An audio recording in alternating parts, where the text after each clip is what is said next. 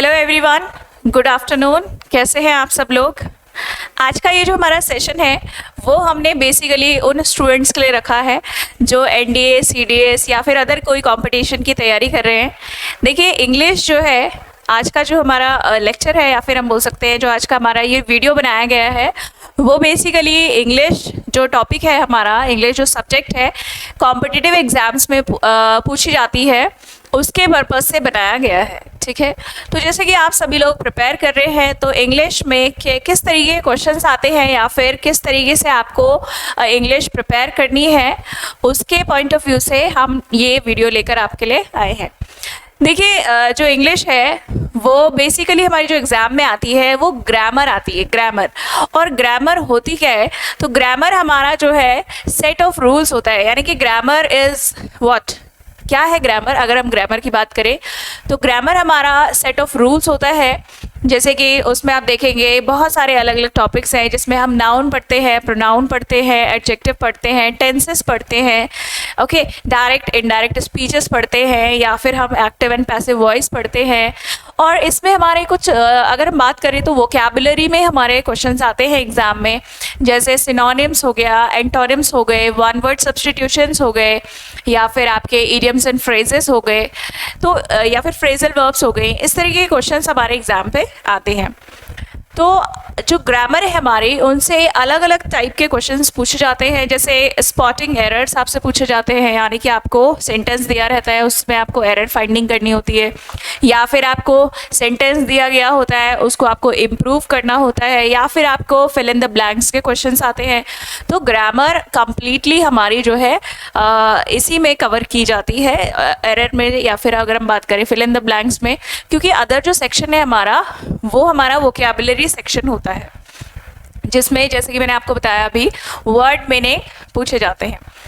अगर हम बात करें ग्रामर से रिलेटेड, तो ग्रामर जैसे कि सेट ऑफ रूल्स है, तो इसमें क्या होता है, जब इसको आप कंप्लीटली पढ़ लेते हैं तो आपका एक पोर्शन आता है इसमें लैंग्वेज पोर्शन आता है, जिसमें हम कॉम्प्रीहेंशन करते हैं। कॉम्प्रीहेंशन पैसेज हमारे पास एग्जाम में आते हैं, पैसेज से रिलेटेड हमें क्वेश्चंस दिए गए होते हैं और हमें उस पैसेज को पढ़कर उन क्वेश्चन के आंसर देने होते हैं। लेकिन ये सभी हम तभी कर पाते हैं जब एक बार आप अच्छे से कंप्लीट ग्रामर को पढ़ लेते हैं। तो चलिए आज का जो सेशन है हमारा उसे स्टार्ट करते हैं। आज हम कुछ क्वेश्चंस हमारे एग्जाम से रिलेटेड, जैसे एनडीए सीडीएस में क्वेश्चंस पूछे जाते हैं कॉमन एरर से रिलेटेड, तो उनको सॉल्व करेंगे और देखेंगे किस तरीके के क्वेश्चंस आते हैं और हमें उन्हें किस तरीके से सॉल्व करना है। तो देखिए, जैसे कि हम यहाँ पर देख रहे हैं आपके पास कुछ क्वेश्चंस दिए गए हैं यहाँ पर स्पॉटिंग एरर्स के क्वेश्चंस आपको दिए गए हैं। जैसे स्पॉटिंग एरर्स एक्चुअल में होता क्या है? स्पॉटिंग एरर्स की अगर हम बात करें तो आपके पास जो कंप्लीट सेंटेंस है, पूरा सेंटेंस है, उसको पार्ट्स में डिवाइड करके आपको दिया गया होता है और उसमें आपको ये फाइंड करना होता है कि कौन सा पार्ट गलत है, यानी कि ग्रामर के हिसाब से ग्रामेटिकली कौन सा जो पार्ट है उसमें एरर है, यानी कि गलती है। ओके, तो देखिए, ये भी आप तभी कर सकते हैं जब आपने अपनी जो ग्रामर है वो अच्छे से पढ़ी हो, अच्छे से टॉपिक्स को क्लियर किया हो, कॉन्सेप्ट क्लियर किए गए हो। ठीक है, देखिए, ग्रामर कोई रटने वाली चीज़ नहीं है, ये समझने वाली चीज़ है। तो अगर आपका कोई भी टॉपिक, जो भी आप टॉपिक पढ़ रहे हैं, वो अगर उसके कॉन्सेप्ट आपको क्लियर है तो क्वेश्चन कहीं से भी आपसे पूछे जाए वो आप सॉल्व कर सकते हैं। तो देखिए, जैसे कि हम क्वेश्चन नंबर 1 यहाँ पर देखेंगे, Nowhere can you find more beautiful sceneries than in Kashmir। तो आपके पास टाइम है, आप इसको सॉल्व कीजिए। आप बताइए इसमें क्या मिस्टेक है या फिर क्या एरर है। तो देखिए यहाँ पर अब हम इसको स्टार्ट करेंगे। तो जैसे कि ये आपका सेशन है, आपको बताया जाएगा किस तरीके से क्या चीज़ इसमें गलत है। तो देखिए, जो ये क्वेश्चन है हमारा वो रिलेटेड है नाउन से। जैसे कि आप देखेंगे, अभी आपने अगर नहीं पढ़ा है तो कोई प्रॉब्लम नहीं है, ये सेशन आपको सिर्फ इसलिए बता रहे हैं ताकि आप ये देख सकें इसमें कि क्वेश्चन एग्जाम में किस तरीके से पूछे जाते हैं और आपको क्या चीज़ें कितने लेवल पर पढ़नी है और क्वेश्चन को कैसे सॉल्व करना है। तो देखिए, क्वेश्चन नंबर 1 में जो हमारा एरर है वो हमारा एरर पार्ट यहाँ पर, बी पार्ट यहाँ पर गलत है। ओके, तो बी पार्ट यहाँ पर हमारा गलत है। बी पार्ट में क्या मिस्टेक है? देखिए सीनरीज जो है नहीं होता है, सीनरीज यहाँ पर गलत है, सीनरीज नहीं होता है, कभी भी हम सीनरीज नहीं लिखते हैं। ओके, तो ये सीनरी होगा, सीनरी, तो सीनरीज नहीं होगा, सीनरी होगा, तो ये पार्ट हमारा गलत है यहाँ पर। तो क्वेश्चन नंबर 1 में जो हमारा पार्ट गलत है, ए करेक्ट है, बी में क्या गलत है वो मैंने आपको बता दिया। मोर ब्यूटीफुल सीनरीज नहीं होगा। ओके, सीनरीज यहाँ पर गलत है, सीनरी होगा, क्योंकि सीनरी सिंगुलर ही लिखा जाता है, उसको प्लूरल नहीं लिखते हैं। ओके, सेकेंड क्वेश्चन पे आते हैं। Kolkata is bigger than any city in India. जब हम कंपैरिजन करते हैं, यानी कि यहाँ पर जो एरर है आप फाइंड करिए क्या एरर है इसमें। Kolkata is bigger than any city in India. Kolkata किसी भी दूसरे शहर से बहुत बड़ी है इंडिया में। ओके, तो यहाँ पर जो हम एक तरीके से कंपैरिजन कर रहे हैं, ओके, कंपैरिजन में जो क्वालिटी है वो है बिग, यानी कि जो क्वालिटी है वो बिग है, यानी कि हम कंपैरिजन कर रहे हैं कि कोई जो सिटी है वो बिगर है, मतलब बड़ी है, लेकिन किससे? कोलकाता जो है बड़ी है किससे? किसी भी दूसरी सिटी से। तो जब हम किसी भी दूसरी सिटी यानी कि किसी भी दूसरी चीज़ से किसी का कंपैरिजन करते हैं, तो कंपैरिजन करते समय हम एनी अदर का यूज़ करेंगे। तो यहाँ पर जो हमारा पार्ट गलत है वो सी पार्ट यहाँ पर रॉन्ग है, यानी कि एनी के बाद अदर का यूज़ किया जाएगा, any other city in India. Okay, किसी भी दूसरे शहर से। कंपैरिजन का मतलब होता है तुलना करना, यानी कि तुलना करने का मतलब होता है कि एक को ज़्यादा और एक को कम बताना। तो ये जो है किसी भी दूसरे शहर से सबसे बड़ी सिटी है या फिर सबसे बड़ा शहर है। अब हम बढ़ते हैं अपने अगले क्वेश्चन की तरफ। नेक्स्ट क्वेश्चन है हमारा, I want to know what is he going to do after his studies. आप क्वेश्चन एक बार देख लीजिएगा यहाँ पे ध्यान से। तो देखिए जो क्वेश्चन है हमारा, आप इसमें आप ट्राई करिए कि आपको क्या इसमें मिस्टेक लग रही है। तो देखिए जब भी हम सेंटेंस में कोई क्वेश्चन पूछते हैं, जब भी हम सेंटेंस में कोई क्वेश्चन पूछ रहे हैं, तो हमारे जो क्वेश्चन पूछे जाते हैं वो या तो हमारा स्टेटमेंट क्वेश्चन से ही शुरू हो रहा होगा, यानी कि हम स्टार्टिंग में ही क्वेश्चन पूछ रहे हैं। अगर हम ये क्वेश्चन पूछ रहे हैं what is he going to do, अगर ये हम स्टार्टिंग में ही पूछ रहे होते तब तो ये सेंटेंस आपका करेक्ट था। वैसे मैं आपको बता दूं इसमें जो एरर है वो बी पार्ट में एरर है, क्योंकि यहाँ पर एरर क्या है, जब भी हमारा ये जो क्वेश्चन वर्ड है वो बीच में आता है। जब भी हम क्वेश्चन पूछ रहे होते हैं लेकिन वो क्वेश्चन वर्ड हमारा सेंटेंस के बीच में होता है, तो हमारा जो सब्जेक्ट है वो पहले लिखा जाएगा और जो ऑक्सिलरी वर्ब है उसको बाद में लिखा जाता है। ओके, जो क्वेश्चन वर्ड यानी कि जो भी व्हाट है, व्हेन है, हाउ है, विच है, वेयर है, हु है, तो ये सब जो क्वेश्चन वर्ड होते हैं हमारे, अगर वो सेंटेंस के बीच में लिखे गए हैं तो इसका मतलब है कि हमारी जो ऑक्सिलरी वर्ब है वो पहले नहीं आएगी, पहले हमारा सब्जेक्ट आएगा, उसके बाद ऑक्सिलरी वर्ब लिखी जाएगी। अदरवाइज क्या होता है, जब हम क्वेश्चन स्टार्ट करते हैं, जब हमारा सेंटेंस स्टार्ट ही क्वेश्चन वर्ड से होता है, तो उस कंडीशन में पहले ऑक्सिलरी वर्ब आती है, उसके बाद सब्जेक्ट का यूज़ किया जाता है। लेकिन अगर आपका जो क्वेश्चन वर्ड है वो बीच में है, तो हमारा जो सब्जेक्ट है वो पहले लिखा जाएगा और उसके बाद हमारी ऑक्सिलरी वर्ब आएगी। इसको कहा जाता है इन्वर्जन। ओके, तो ये इन्वर्जन यहाँ पर हो जाएगा। फाइन, अब हम बढ़ते हैं अपने अगले क्वेश्चन की तरफ। नेक्स्ट क्वेश्चन है हमारा, my brother is drinking milk every morning. तो आप देखिए इसमें करेक्शन क्या है, क्या सेंटेंस में मिस्टेक है या फिर क्या गलती है यहाँ पर। तो देखिए जो सेंटेंस है उसमें जो मिस्टेक है वो आपके बी पार्ट में मिस्टेक है, यानी कि सेकंड पार्ट आपका रॉन्ग है। क्या रॉन्ग है, यहाँ पर इज ड्रिंकिंग नहीं होगा। क्यों नहीं होगा, देखिए जो आपका एरर है या फिर हम बोले मिस्टेक है वो आपकी टेंस से रिलेटेड है। यहाँ पर जो एरर है वो ये है कि जब भी हम कोई ऐसे काम की बात करते हैं जो हैबिचुअली मतलब रेगुलर बेसिस पे काम होते हैं, जैसे आप एवरी मॉर्निंग, एवरी डे, या फिर आप रेगुलर बेसिस पे कोई काम करते हैं, जैसे आप रोज़ पढ़ते हैं, आप रोज़ नहाते हैं, आप रोज़ खाते हैं, आप रोज़ कोचिंग जाते हैं, आप रोज़ स्कूल जाते हैं, तो ये सारे एक्शंस जो है हमारे रेगुलर एक्शंस होते हैं। तो रेगुलर एक्शन जब हम बताते हैं तो कभी भी हम उसे कंटिन्यूस टेंस में नहीं लिखते हैं, उसको हम प्रेजेंट इंडेफिनिट टेंस में लिखते हैं। तो यहाँ पर जो सेंटेंस में टेंस यूज होगा, my brother drinks milk. Okay, drinks milk होगा। वैसे तो ड्रिंक्स हम यूज़ नहीं करते हैं, टेक्स होता है या फिर हैव होता है, लेकिन यहाँ पर हम इस ड्रिंकिंग को हटाकर ड्रिंक्स लिखेंगे, क्योंकि यहाँ पर ये जो एक्शन है वो रेगुलर है। जैसे मान लीजिए अगर आप सुबह जल्दी उठते हैं तो ये आपकी हैबिट है, रेगुलर एक्शन है जो आप रोज़ करते हैं, तो आप उसमें ये नहीं कहेंगे I am waking up early in the morning, क्योंकि आप वो रोज उठ रहे हैं, आपका हैबिचुअल या फिर रेगुलर एक्शन है। आप कहते हैं यहाँ पर I wake up early in the morning.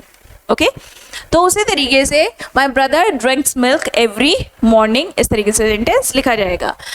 अब बढ़ते हैं हम अपने अगले क्वेश्चन की तरफ। Question number 5, he says that she is the eldest women of the village. एक बार आप क्वेश्चन पढ़िएगा और आपको जो भी करेक्शन सेंटेंस में लग रहा है वो आप कीजिएगा। He says that she is the eldest women of the village. I hope आपने क्वेश्चन पढ़ लिया है। आप इसमें जो भी आपको मिस्टेक लग रही है वो आप सही कीजिएगा। देखिए यहाँ पर जो सेंटेंस में एरर पार्ट है, यानी कि जिसमें मिस्टेक है, वो है पार्ट सी। पार्ट सी यानी कि ये वाला जो पार्ट है आपका वो रॉन्ग है। अब देखिए इसमें क्या मिस्टेक है। देखिए यहाँ पर जो मिस्टेक है वो है द एल्डेस्ट वुमेन। अब ये जो आपका एरर है या फिर हम बोल सकते हैं जो मिस्टेक है वो आपके एडजेक्टिव से रिलेटेड है।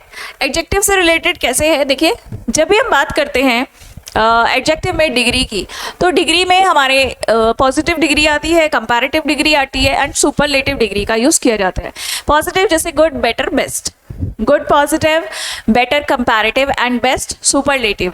उसी तरीके से जब हम किसी बड़े व्यक्ति की बात करते हैं तो अगर उस बड़े व्यक्ति की बात हम ब्लड रिलेशन में कर रहे हैं, यानी कि अपने ही किसी ब्लड रिलेशन में, रिलेटिव में या फिर फैमिली में अगर हम बात कर रहे हैं, तो वहाँ पर एल्डेस्ट का यूज़ किया जाता है, जो सबसे बड़ा व्यक्ति है। आपके परिवार में जो सबसे बड़ा व्यक्ति है उसके लिए आप एल्डेस्ट का यूज़ करेंगे। लेकिन जब हम नॉन ब्लड रिलेशन यानी कि ऐसे व्यक्ति की बात करते हैं जिससे कोई खून का संबंध नहीं है, तो जैसे कि आप सेंटेंस में पढ़ सकते हैं he says that she is the eldest women. तो यानी कि विलेज की यानी कि गांव की सबसे बड़ी महिला, तो गांव की सबसे बड़ी महिला यानी कि हम बात कर रहे हैं नॉन ब्लड रिलेशन, यानी कि उससे कोई ब्लड रिलेशन की हम बात नहीं कर रहे हैं, तो यहाँ पर एल्डेस्ट की जगह ओल्डेस्ट का यूज किया जाएगा। ओल्डेस्ट, एल्डेस्ट ब्लड रिलेशन को शो करता है, जबकि ओल्डेस्ट हमारा नॉन ब्लड रिलेशन को बताता है। एल्डेस्ट तब आएगा जब हम घर में किसी सबसे बड़े सदस्य की बात करेंगे, और ओल्डेस्ट तब आएगा जब हम कहीं पर भी किसी भी जगह पर सबसे बड़े व्यक्ति की जब हम बात कर रहे होंगे, तब ओल्डेस्ट का यूज़ किया जाएगा। चलिए बढ़ते हैं हम अपने अगले क्वेश्चन की तरफ बढ़ते हैं। देखिए नेक्स्ट क्वेश्चन है हमारा, only regular practice will make you N improved player. Okay, only regular practice will make you N improved player. अब यहाँ जो एरर है अगर हम बात करें, तो यहाँ पर जो सेंटेंस में एरर है वो हमारा वर्ब से रिलेटेड है। ओके, वर्ब से रिलेटेड क्या है? देखिए विल हमारी एक ऐसी ऑक्सिलरी वर्ब है जो श्योरिटी को बताती है। लेकिन अगर हम बात करें प्रैक्टिस का मतलब होता है कि जो रेगुलर प्रैक्टिस है वो आपको एक इम्प्रूव्ड प्लेयर बनाएगी। हम श्योरिटी नहीं बोल रहे हैं, श्योरिटी नहीं दे सकते हैं। ओके, तो यहाँ पर प्रैक्टिस विल की जगह कैन का यूज़ किया जाएगा। ओके, जब हम पॉसिबिलिटीज़ की बात करते हैं, when we talk about some kind of possibilities, तो वहाँ पर हम कैन का यूज़ करते हैं, लेकिन विल का यूज़ किसी काम की श्योरिटी को बताता है। तो यहाँ पर हम काम के होने की पॉसिबिलिटी, संभावना की बात करें, तो हम यहाँ पर कैन का यूज़ करेंगे। और जब सबसे ज़्यादा संभावना किसी चीज़ की होती है, किसी काम को करने की होती है, तो वहाँ पर हम कैन का यूज़ करते हैं। जब पॉसिबिलिटी बहुत ज़्यादा होती है तो कैन का यूज़ किया जाता है। तो जो सेंटेंस है, only regular practice can make you N improved player. Okay, चलिए अब बढ़ते हैं हम अपने अगले क्वेश्चन की तरफ। नेक्स्ट क्वेश्चन है हमारा, there are less boys in my class than girls. Okay, तो पहले आप एक बार क्वेश्चन देख लीजिए और जो भी आपको करेक्शन लग रहा है वो आप इसमें बताइएगा। क्या करेक्शन है? There are less boys in my class than girls, यानी कि मेरी क्लास में लड़कों से ज़्यादा लड़कियां हैं, ठीक है। There are less boys in my class than girls, लड़कियों से कम लड़के हैं मेरी क्लास में, ठीक है। तो यहाँ पर देखेंगे करेक्शन क्या है। आई होप आपने जो भी करेक्शन आपको लग रहा है, जो भी मिस्टेक आपको लग रही है वो आपने कर ली है। तो देखिए यहाँ पर करेक्शन है हमारा, बी पार्ट यहाँ पर रॉन्ग है, एक सेकेंड ना, बी पार्ट यहाँ पर हमारा गलत है। बी पार्ट में क्या मिस्टेक है, देखिए लेस बॉयज नहीं होगा, लेस का यूज हम अनकाउंटेबल नाउन के लिए करते हैं, लेस का यूज अनकाउंटेबल नाउन के लिए कंपैरिजन में किया जाता है। तो देखिए कंपैरिजन तो हो रहा है then, okay fine, no problem, लेकिन यहाँ पर कंपैरिजन काउंटेबल नाउन का हो रहा है, यानी कि लेस के आगे बॉयज है, बॉयज काउंटेबल है। तो जब हम काउंटेबल नाउन का कंपैरिजन करते हैं तो उस कंडीशन में हम फ्यू की कंपैरेटिव डिग्री का यूज करते हैं, एंड फ्यू की कंपैरेटिव डिग्री होती है फ्यूअर, ओके। तो यहाँ पर फ्यूअर का यूज किया जाएगा, फ्यूअर ना कि लेस, क्योंकि लेस का यूज अनकाउंटेबल नाउन के लिए किया जाता है, जैसे I have less water, okay, या फिर you have less information than him, ठीक है। तो इस तरीके से लेस का यूज आपका अनकाउंटेबल के लिए किया जाता है। काउंटेबल में हम फ्यू का यूज करेंगे, comparative degree fewer, okay. Next question है हमारा, नेक्स्ट क्वेश्चन है The conductor picked up a quarrel with the students. The conductor picked up a quarrel with the students. देखिए यहाँ पर जो करेक्शन है वो आपका बी पार्ट गलत है। बी पार्ट में क्या मिस्टेक है, पिकअप, पिक्ड अप अ क्वेरल। पिकअप का एक्चुअल में पिकअप जो यूज होता है वो किसी चीज़ को, कोई टैंजिबल, टैंजिबल का मतलब आप किसी चीज़ को देख सकते हैं, छू सकते हैं, तो लेकिन क्वेरल जो है हमारा वो ऐसी चीज़ है जिसको आप देख नहीं सकते, छू नहीं सकते। तो पिकअप वैसे तो ठीक है, लेकिन यहाँ क्वेरल के हिसाब से हमारा जो पिकअप है वो गलत है। यहाँ पर अप का यूज़ नहीं किया जाएगा, अप का यूज़ यहाँ पर गलत है, अप का यूज़ आप नहीं करेंगे, ओनली पिक। पिक का मतलब होता है एक तरीके से किसी चीज़ को प्रोवोक करना या फिर किसी बात को उकसाना, बढ़ाना, ठीक है, किसी चीज़ को एक तरीके से उकसा देना, बढ़ा देना। तो the conductor picked a quarrel with the students, यानी कि कंडक्टर ने स्टूडेंट्स के साथ एक तरीके से झगड़े को उकसाया या फिर बढ़ाया। तो नेक्स्ट क्वेश्चन है हमारा question number 9, he lives in Delhi for the last 5 years, he lives in Delhi for the last 5 years, okay. तो करेक्शन क्या है सेंटेंस में, देखिए जब भी हम सेंटेंस में, वैसे तो इस अगर हम बात करें तो हमारा जो एरर पार्ट है वो ए है, ए इज रॉन्ग, ए यहाँ पर गलत है। देखो जब भी सेंटेंस में आप देखो कि कोई टाइम दिया गया है कितने सालों से, जैसे फॉर द लास्ट 5 years, 5 सालों से, पिछले 5 सालों से, फॉर के साथ, सिंस या फॉर के साथ कोई टाइम आपके पास दिया गया है, सिंस का यूज़ यहाँ पर नहीं होगा, फॉर का ही होगा, वो तो ठीक है। लेकिन जब इस तरह का सेंटेंस होता है तो हमारा जो सेंटेंस है वो कॉन्टिन्यूस, लेकिन प्रेजेंट परफेक्ट कॉन्टिन्यूस में लिखा जाता है, परफेक्ट कॉन्टिन्यूस। तो ये यहाँ पर प्रेजेंट बोल रहा है, तो इसका मतलब है आपको सेंटेंस प्रेजेंट परफेक्ट कॉन्टिन्यूस में लिखना है। तो यहाँ पर लिव्स की जगह होगा, लिव्स जो है गलत है, he has been living, he has been living। यहाँ पर सेंटेंस में जो करेक्शन होगा वो होगा he has been living in Delhi for the last 5 years, वो पिछले 5 सालों से दिल्ली में रह रहा है। तो ये टेंस से रिलेटेड आपका एरर है, करेक्शन है, ओके। अब हम बढ़ते हैं अपने अगले क्वेश्चन की तरफ, ज़्यादा बड़ा हो गया है, एक सेकेंड ना। क्वेश्चन नंबर 10, देखिए क्वेश्चन नंबर 10 है हमारा, I do not agree with your proposal as it is against my principles. अब यहाँ पर देखेंगे I do not agree with your proposal as it is against my principle में क्या एरर है। तो हमारा जो सेंटेंस में करेक्शन है वो बी पार्ट गलत है। यहाँ पर जब भी हम एग्री यूज करते हैं, एग्री का मतलब सहमत होना, लेकिन अगर आप किसी व्यक्ति से सहमत होने की बात करते हैं तब हम विद का यूज करते हैं। लेकिन हम यहाँ पर बात कर रहे हैं प्रपोजल की, किस चीज़ से सहमत होने की बात कर रहे हैं, हम बात कर रहे हैं प्रपोजल से सहमत होने की। तो यहाँ पर विद की जगह टू का यूज किया जाएगा। जब हम किसी प्रपोजल से सहमत होने की बात करते हैं तो हम एग्री टू प्रपोजल यूज करते हैं, और जब हम किसी व्यक्ति से सहमत होने की बात करते हैं, in that case we have to use agree with. जैसे मान लीजिए आप बोल रहे हैं, आपने कहा मैं अपने दोस्त की बातों से सहमत नहीं हूँ, या फिर आपने कहा मैं अपने दोस्त से सहमत नहीं हूँ, I am not agree with my friend. Okay, तो वहां पर तो व्यक्ति के लिए विद आ जाएगा, पर्सन के लिए विद आ जाएगा एग्री के साथ। लेकिन यहाँ पर हम बात करें प्रपोजल, वो कह रहा है कि मैं आपके प्रपोजल से सहमत नहीं हूं, तो यहाँ पर प्रपोजल के लिए टू का यूज किया जाएगा। ओके, अग्री के साथ। So this was the correction. Next हमारे पास जो सेंटेंस है, नेक्स्ट सेंटेंस है हमारा question number 11। It was so lovely a weather, so lovely weather that we spent the whole day in the garden. देखिए, जब भी हम बात करते हैं यहाँ पर नाउन की, या फिर उससे पहले हम एडजेक्टिव की भी बात कर रहे होते हैं, तो वहां पर सच का यूज किया जाता है। It was such a lovely weather, such a lovely weather. तो करेक्शन यहाँ पर जो है वो ए पार्ट में है। It was such a lovely weather that we spent. यहाँ पर जब भी आप बात करें सच अ, उसके बाद एडजेक्टिव का यूज किया जाता है, और उसके बाद नाउन का यूज किया जाता है।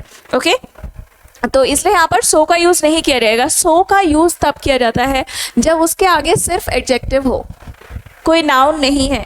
जैसे मान लीजिए आपने कहा it was so cold that we could not go out. Okay, तो वहां पर सो का यूज किया जाएगा।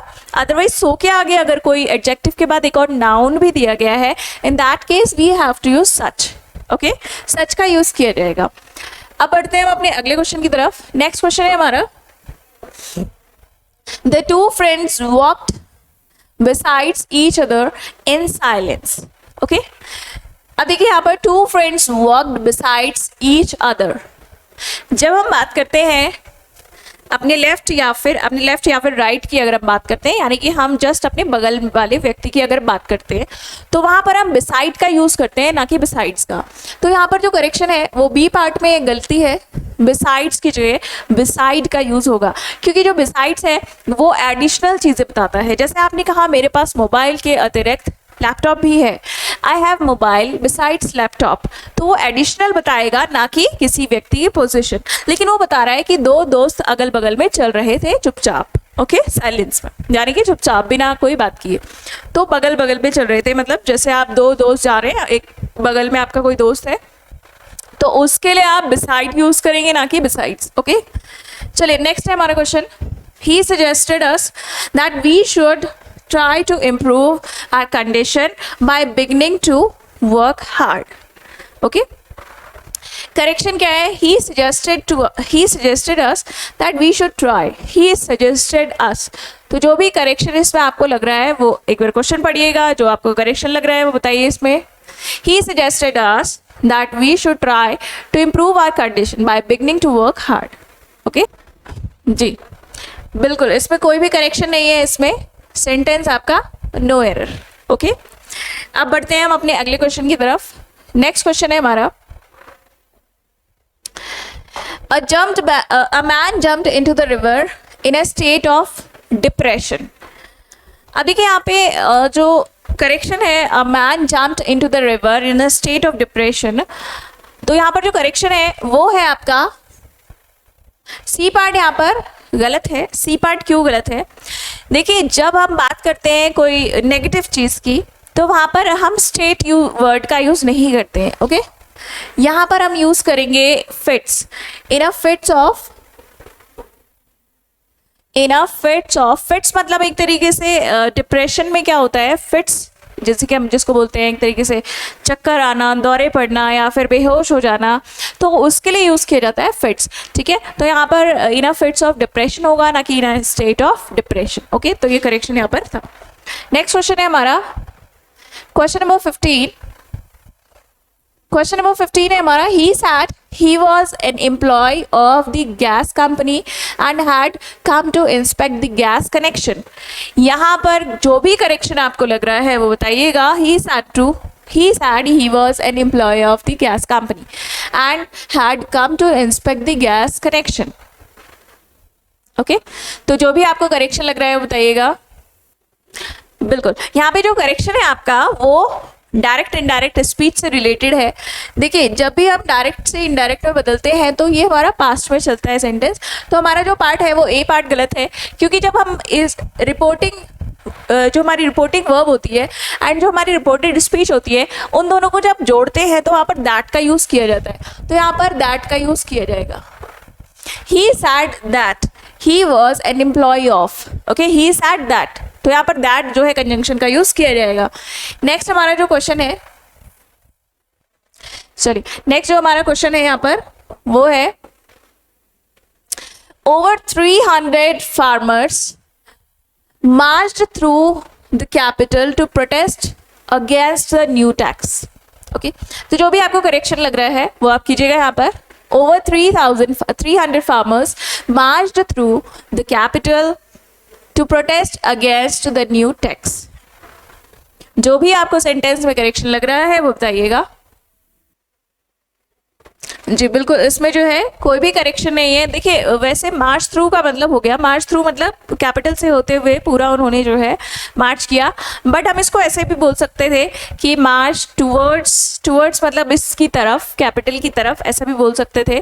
तो अगर हम मार्च टूवर्ड्स भी बोलते हैं तो भी ठीक है, थ्रू भी बोलते हैं तो दैट इज ऑल्सो करेक्ट। तो यहाँ पर हमारा कोई करेक्शन नहीं है। नेक्स्ट हम बढ़ते हैं अपने अगले क्वेश्चन की तरफ। क्वेश्चन नंबर 17 है हमारा, there is no need of being anxious about her and she knows her way home and will soon be back with us।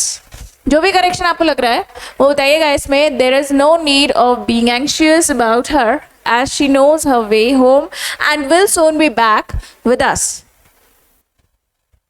जी बिल्कुल, इसमें जो करेक्शन है आपका there is no need to be, okay, there is no need be. वैसे तो हम अगर बात करें तो नीड के जब नेगेटिव में लिखा होता है, नीड जो स्टेटमेंट है वो नेगेटिव के साथ होता है तो वहां पर टू का यूज नहीं होता है। तो यहाँ पर जो टू है वो भी नहीं लगेगा, जो टू है उसका भी हम यूज नहीं करेंगे। There is no need being anxious, ये जो है हमारा वो गलत है। There is no need being anxious, need हम इसको बी भी लिख सकते हैं। There is no need be anxious, okay, there is no need be anxious about her as she knows her way। नेक्स्ट हमारा जो क्वेश्चन है, क्वेश्चन नंबर 18 है, if you have power or money, if you have power or money you can misuse and if you don't have it you yearn for it। okay, देखो if you have power or money you misuse and if you don't have it you yearn for it। तो जो भी correction आपको लग रहा है वो इसमें कीजिएगा करेक्शन सेंटेंस में। देखिए ये बात कर रहे हैं इफ यू हैव पावर और मनी, तो जहां पर और लगा होता है ना इसका मतलब होता है हमें आगे उसे सिंगुलर ही यूज करना है। तो यहाँ पर इफ यू हैव पावर और मनी, या तो आपके पास पैसे हैं या फिर पावर है, तो यू मिसयूज इट आएगा यहाँ पर, इट। ठीक है, यहाँ पर जो करेक्शन है वो इट का है, यू मिसयूज इट। तो देखिए यहाँ पर जो करेक्शन है वो बी पार्ट में है, बी पार्ट आपका गलत है। यू मिसयूज इट, इट मतलब या तो ये या तो ये, ठीक है, क्योंकि ये और का मतलब ही होता है या। ठीक है, जैसे कि आप देखिए if you don't have it, it मतलब इनमें से अगर कोई सा भी आपके पास नहीं है, if you don't have it, आपके पास पावर नहीं है, आपके पास मनी नहीं है, तो इट का मतलब है जब और लगा होता है तो इट लगाते। अगर यहाँ पर और की जगह एंड होता तो हम दे लगाते, देम लगाते, ठीक है, प्लूरल लगाते, प्लूरल नाउन लगाते। तो इस तरीके के क्वेश्चंस हैं, जैसे कि आपने देखा ये क्वेश्चंस हैं हमारे जो हमारे स्पॉटिंग एरर्स से रिलेटेड हैं, जो एग्जाम में पूछे जाते हैं। तो इसी तरीके से जो हमारे और भी क्वेश्चंस हैं एग्जाम में आते हैं, लेकिन आप देखेंगे कोई भी क्वेश्चन आपका ग्रामर से बाहर का नहीं होता है, यानी कि वो आपका पार्ट ऑफ स्पीच से रिलेटेड होगा, या फिर वो आपका टेंस से रिलेटेड होगा, या फिर आपका डायरेक्ट इनडायरेक्ट या फिर एक्टिव पैसिव वॉइस से रिलेटेड होगा, या फिर आर्टिकल बेस्ड क्वेश्चंस होते हैं हमारे एग्जाम में जो पूछे जाते हैं। तो ये सारी चीज़ें आपके एग्जाम में पूछी जाती है और यही सारी चीज़ें आपको आगे जो क्लासेस होंगी उसमें करवाई जाएंगी। Okay, thank you.